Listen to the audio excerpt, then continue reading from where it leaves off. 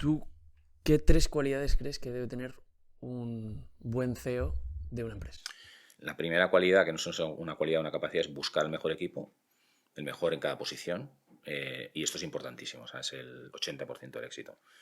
No tolerar que en ninguna posición tengas a alguien que no sea el mejor o que intente ser el mejor, ¿no?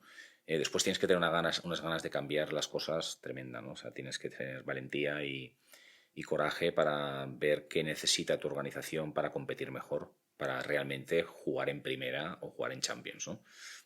Porque a veces las organizaciones se han acostumbrado a una forma de hacer y necesitas, ¿no?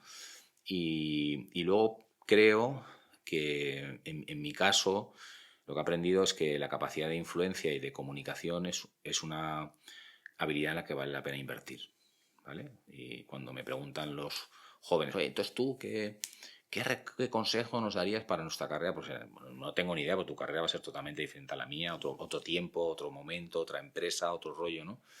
Yo, por ejemplo, vosotros no sé en vuestro entorno laboral cómo es, ¿no? Pero es totalmente distinta las dinámicas en un medio de comunicación que en una compañía de seguros. Pero bueno, hay algunas cosas que son bastante similares, ¿no? La capacidad que tienes de impactar cuando te diriges a una persona, de explicarte, la capacidad que tienes de presentar tus ideas, la capacidad que tienes de convencer a los demás, la capacidad que tienes de crear equipo, de trabajar con los demás, de trabajar duro también. Yo no conozco a nadie que haya, digamos, progresado en su carrera trabajando poco.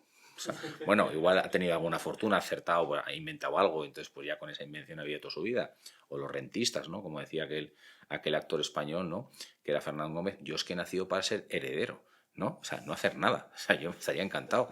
Pues yo también, pero como no me han dado, no he recibido ninguna herencia, pues el trabajar, hombre, intensamente es importante también. Y luego en España, según en qué lugares quieras trabajar y en qué empresas, hombre, yo te diría que si tienes un nivel de inglés bueno, tu posibilidad de éxito se multiplica por 1,25, ¿vale? Y si tienes una capacidad de comunicar buena, por otro 1,25. Si no lo haces, seguramente no pasa nada, pero no vas a tener las mismas oportunidades en empresas que son internacionales. Desde luego, es no solo el saber este inglés que tenemos todos los españoles, que está más o menos bien, el intermediate ¿no? El intermediate está muy bien, pero hay que hablar inglés con acento. Entonces ahí ese o esa persona, ese chico, esa chica, esa mujer, ese hombre que consigue eso, lo tiene ganado. O sea, ¿qué diferencia oír una presentación o una discusión cuando alguien tiene ese nivelazo de inglés? Y dice, joder, qué tío, ¿no? Es una diferencia. Son cosas que no parecen muy importantes, pero a mí creo que vale la pena pensar un poco sobre ellas. Tenía en la cabeza preguntarte por lo importante que ves tú el inglés.